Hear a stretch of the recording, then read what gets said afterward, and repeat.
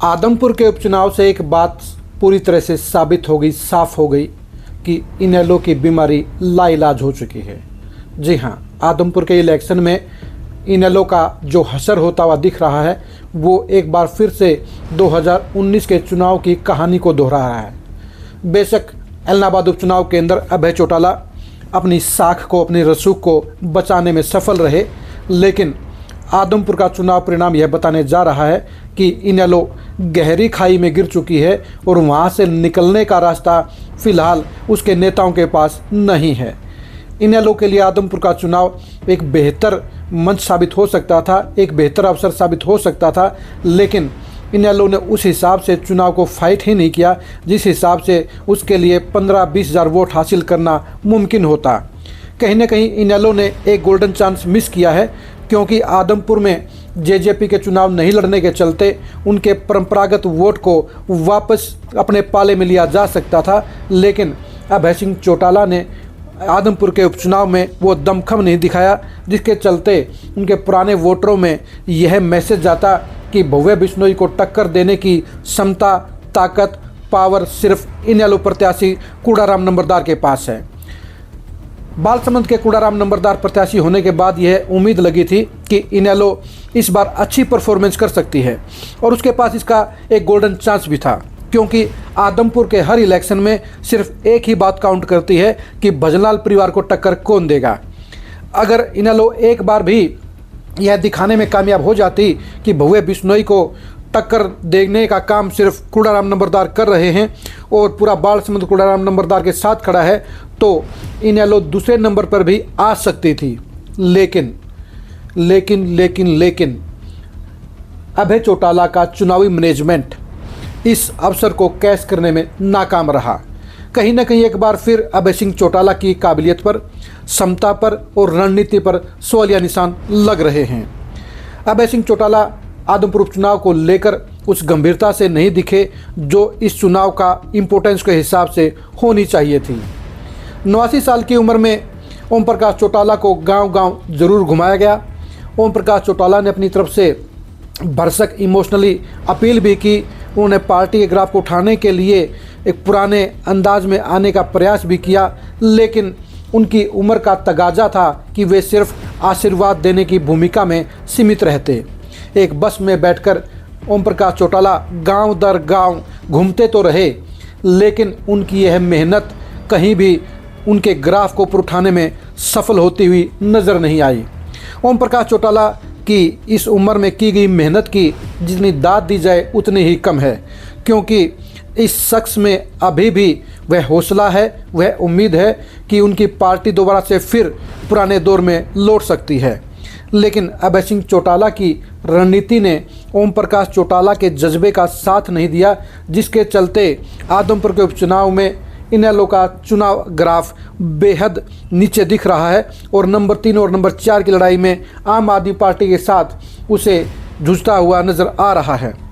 अब सोचने की बात यह है कि इनेलो का आगे क्या होगा। इनेलो के लिए इस चुनाव में सिर्फ 2 ही चेहरे सामने थे। इन दोनों चेहरों की वर्किंग का विश्लेषण करना बेहद ज़रूरी है। पहली शख्सियत ओम प्रकाश चौटाला। ओम प्रकाश चौटाला 89 साल की उम्र में भी वो उसी तरह से मजबूत हालात, मजबूत जज्बात और मजबूत इच्छा शक्ति के साथ आदमपुर में नजर आए जो हमेशा वो नजर आते रहे हैं। ओम प्रकाश चौटाला को देखकर एक बार भी ऐसा नहीं लगा कि वे हार मान चुके हैं। ओम प्रकाश चौटाला ने 89 साल की उम्र में भी आदमपुर में अपनी पार्टी के प्रत्याशी कूड़ाराम नंबरदार के लिए मेहनत करने में कोई कोर कसर नहीं छोड़ी। लेकिन ये हकीकत है कि ओम प्रकाश चौटाला का दौर ख़त्म हो चुका है। अब वो नेता के तौर पर स्वीकार्य नहीं है।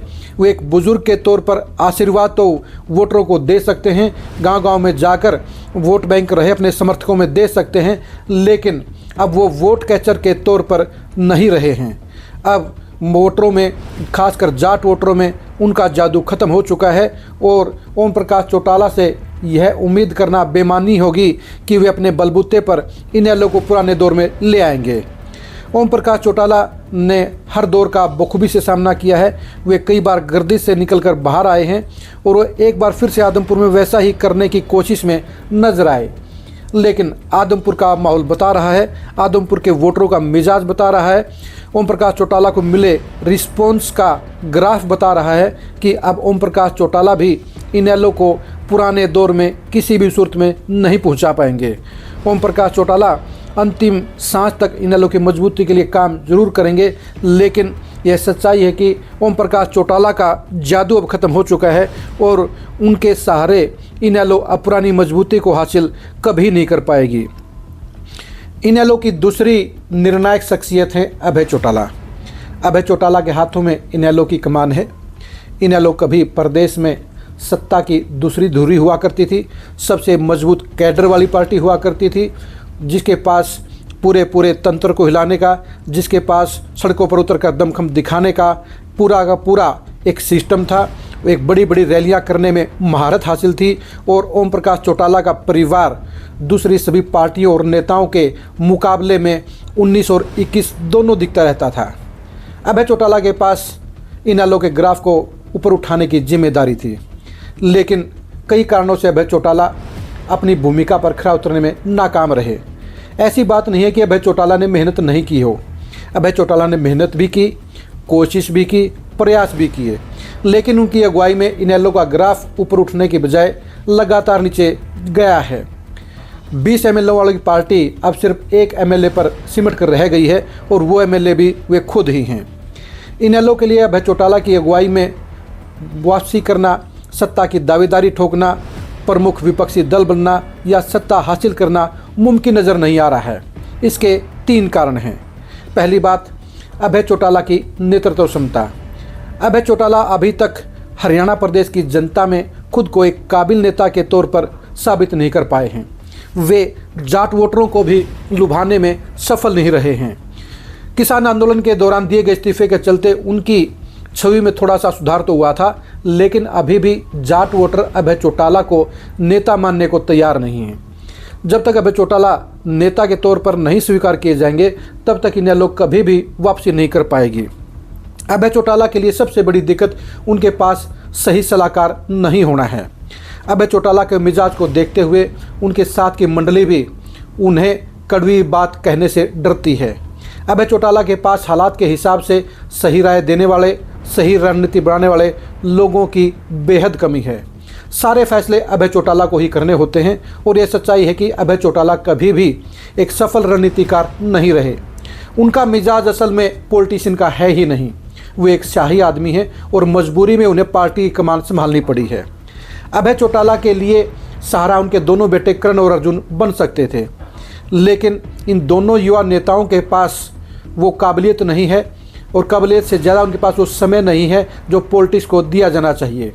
अभय चौटाला के दोनों बेटे अजय चौटाला के दुष्यंत और दिग्विजय की तरह उनके 2 मजबूत स्तंभ बन सकते थे, लेकिन अभी तक नज़र आ रहा है कि करण और अर्जुन की जोड़ी अभी तक अभय चौटाला को वह ताकत नहीं दे पाई है, वो सहारा नहीं दे पाई है जो इनेलो को मजबूती देने के लिए सबसे ज़रूरी है। करण और अर्जुन चौटाला फील्ड में एक लंबी पॉलिटिक्स नहीं करते हैं, वो फील्ड में लगातार नज़र नहीं आते हैं, वो वोटरों के साथ संपर्क में नहीं रहते हैं। इसके साथ साथ अभय चौटाला भी सेहत के कारणों से और अपनी लाइफस्टाइल के कारण भी फील्ड में कम नज़र आते हैं। इसी वजह से जाट वोटरों में अभी तक अभय चौटाला या उनके बेटों की वो पकड़ नहीं बन पाई जो बननी चाहिए थी। अभय चौटाला की अगुवाई में इनेलो का भविष्य किसी भी तरह से उज्जवल नज़र नहीं आता। अब देखने की बात यह है कि अभय चौटाला और उनके दोनों बेटे कब तक इनेलो की मजबूती के लिए प्रयास करते हैं और किस तरह से इस डूब रही किश्ती को बचाने में सफल होते हैं।